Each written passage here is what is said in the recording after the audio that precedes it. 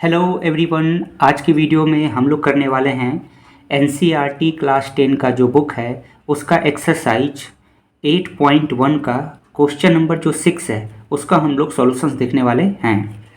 तो देखिए 6 से पहले भी जितने भी क्वेश्चंस हैं उसका सॉल्यूशंस जो है चैनल पे अपलोड है, आप उसे भी जाकर के देख सकते हैं। तो चलिए शुरू करते हैं, देखते हैं क्वेश्चन क्या कहता है। क्वेश्चन कहता है if angle A and angle B are acute angles such that cos A equal to cos B, then so that angle A equal to angle B।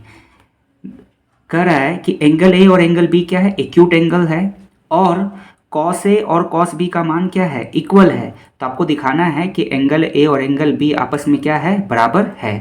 तो ये काफ़ी इंपॉर्टेंट क्वेश्चन है, कई बार एग्जाम्स में पूछा गया है। तो देखिए सबसे पहले क्या करना है, इस क्वेश्चन को सॉल्व करने के लिए आपको एक राइट एंगल ट्रायंगल बना लेना है। तो यहाँ पे देखिए ऑलरेडी पहले से जो है एक राइट एंगल ट्रायंगल बना हुआ है। अब हम लोग जो है इसका नेमिंग करेंगे। तो यहाँ पर हम लोग लिखेंगे एंगल, ये मान लेते हैं कि एंगल ए है, इसको मानेंगे एंगल बी, और ये जो है ये है angle C which is 90 degree. ये क्या है, 90 डिग्री है। तो हमें दिखाना है कि जो एंगल ए है और एंगल जो बी है ये आपस में क्या है, इक्वल है, और ये दोनों एंगल जो है वो एक्यूट एंगल है। ये क्वेश्चन में दिया हुआ है if angle A and angle B are acute angles. देखेंगे इसको किस प्रकार से सॉल्व करेंगे। तो सबसे पहले आपको ट्रायंगल बना लेना है, यहाँ पर नाम लिख लेना है ए बी सी। अब देखिए यहाँ पे हम लोग लिखेंगे गिवन डाइट।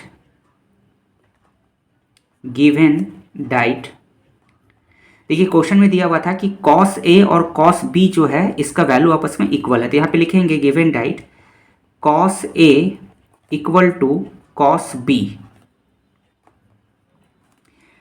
अब यहाँ पर देखेंगे, यहाँ पे cos A जो है इसमें एंगल क्या है, A, यानी कि इस ट्रायंगल में हम लोग आते हैं तो एंगल A यानी कि इस एंगल के रिस्पेक्ट में हम लोग को काम करना है। तो देखिए cos बराबर क्या होता है, देखेंगे यहाँ पे साइन बराबर होता है परपेंडिकुलर बाय हाइपोटेनियस। ये बिल्कुल आपको याद रहना चाहिए। बेस कॉस बराबर क्या होता है, बेस बाय हाइपोटेनियस। टेन बराबर होता है परपेंडिकुलर बाय बेस, और कॉसेक जो होता है साइन का अपोजिट होता है, सेक कॉस का अपोजिट होता है, और कॉट जो होता है टेन का अपोजिट होता है। तो यहाँ पर हम लोग देखेंगे कॉस बराबर होता है बेस बाय हाइपोटेनियस। तो यहाँ पे कॉस के जगह हम लोग क्या लिख सकते हैं, ये है बेस और ये है हाइपोटेनियस।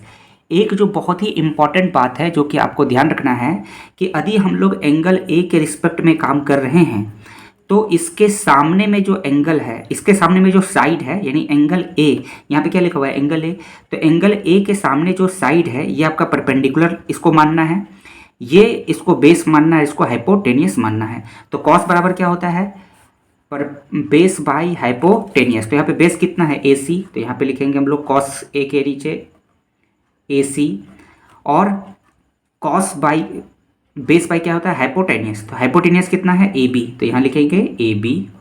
इक्वल का साइन है, इक्वल का साइन देंगे। अब देखिए यहाँ पर जो है कॉस बी लिखा हुआ है, यानी कि अब एंगल हम लोग को बी लेकर के काम करना है। तभी देखिए मैंने आपको क्या बताया कि जिस एंगल के रिस्पेक्ट में हम लोग काम करते हैं उसके सामने वाला परपेंडिकुलर होता है। तो यदि इस ट्रायंगल में हम लोग एंगल बी को लेकर के यहाँ पे काम कर रहे हैं, यहाँ पे देखिए एंगल बी लिखा हुआ है, तो अब जो है परपेंडिकुलर चेंज हो जाएगा, ये अब परपेंडिकुलर नहीं रहेगा, इसके सामने वाला जो साइड है यानी कि ए सी, ये जो है ये हो जाएगा परपेंडिकुलर, और ये क्या हो जाएगा, बेस। इसमें बिल्कुल भी कंफ्यूजन आपको नहीं रखना है। जिस एंगल के रिस्पेक्ट में करेंगे उसके सामने वाला जो होगा वो क्या होगा, परपेंडिकुलर होगा, और उसके बगल वाला बेस होगा, ये तो ऑलवेज हाइपोटेनियस ही रहेगा। तब देखिए कॉस बी बराबर, कॉस बराबर क्या बताएं, बेस बाय हाइपोटेनियस। अब यहाँ पे बेस कौन है, बी सी है, ये है बी सी, तो यहाँ लिखेंगे बी सी, और अगला बेस बाई हाइपोटेनियस। हाइपोटेनियस क्या है, ए बी, तो यहाँ पे लिखना है ए बी। अब यहाँ पे देखेंगे ये जो आपका ए बी दोनों सेम है तो ये कैंसिल हो जाएगा। अब यहाँ से क्या बच रहा है रिमेनिंग में, तो उसको यहाँ पे लिखना है।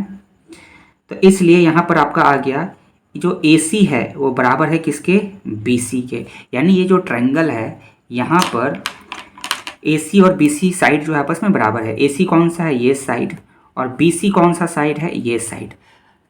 तो अब आप एक ट्रायंगल का प्रॉपर्टी पढ़े होंगे कि यदि किसी ट्रायंगल का दो साइड इक्वल हो, दो साइड क्या हो, इक्वल हो, तो उसके अपोजिट में जो एंगल्स होता है वो भी आपस में क्या होता है, इक्वल होता है। ये ट्रायंगल का क्या है, प्रॉपर्टी है कि angle opposite to equal sides are equal in a triangle. नहीं जानते हैं तो इसको जान लीजिए कि कोई भी ट्रायंगल हो, उसका अगर दो साइड इक्वल हो तो उसके अपोजिट में जो एंगल होगा वो क्या होता है, हमेशा इक्वल होता है।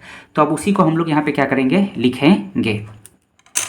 तो यहाँ पे लिखना है angles opposite to equal sides are equal in a triangle. इसका क्या मतलब हुआ, इक्वल साइड्स होते हैं, इक्वल साइड्स किसी ट्रायंगल के इक्वल साइड्स के अपोजिट में जो एंगल्स होते हैं वो क्या होते हैं, इक्वल होते हैं। तो इस प्रॉपर्टी से हम लोग क्या लिख सकते हैं, एंगल ए जो है वो इक्वल है किसके, एंगल बी के। और यही तो हमें प्रूफ करना था, तो ये आपका हो गया प्रूफ, यही हमें प्रूफ करना था, तो ये हो गया प्रूफ्ड। आई होप सॉल्यूशन समझ में आ गया होगा। काफ़ी इजी है लेकिन काफ़ी इम्पॉर्टेंट है आपके एग्ज़ाम के लिए। तो ये रहा आपका एक्सरसाइज 8.1 का क्वेश्चन नंबर 6 का सॉल्यूशंस। तो फ्रेंड्स, यदि आप हमारे चैनल पर नए आए हैं तो चैनल को सब्सक्राइब कीजिए, ताकि इसी प्रकार से जो है रेगुलर जो है आपको मैथ की वीडियो मिलती रहे, और जो आपका एनसीईआरटी बुक है उसका सॉल्यूशंस। तो हमारे चैनल से जुड़ जाइए, तो चैनल को जरूर सब्सक्राइब कर लीजिएगा, और वीडियो अच्छी लगेगी तो लाइक कीजिएगा और अपने दोस्तों के बीच में शेयर जरूर कीजिएगा। तो मिलते हैं नेक्स्ट वीडियो में। वीडियो देखने के लिए आपका थैंक यू।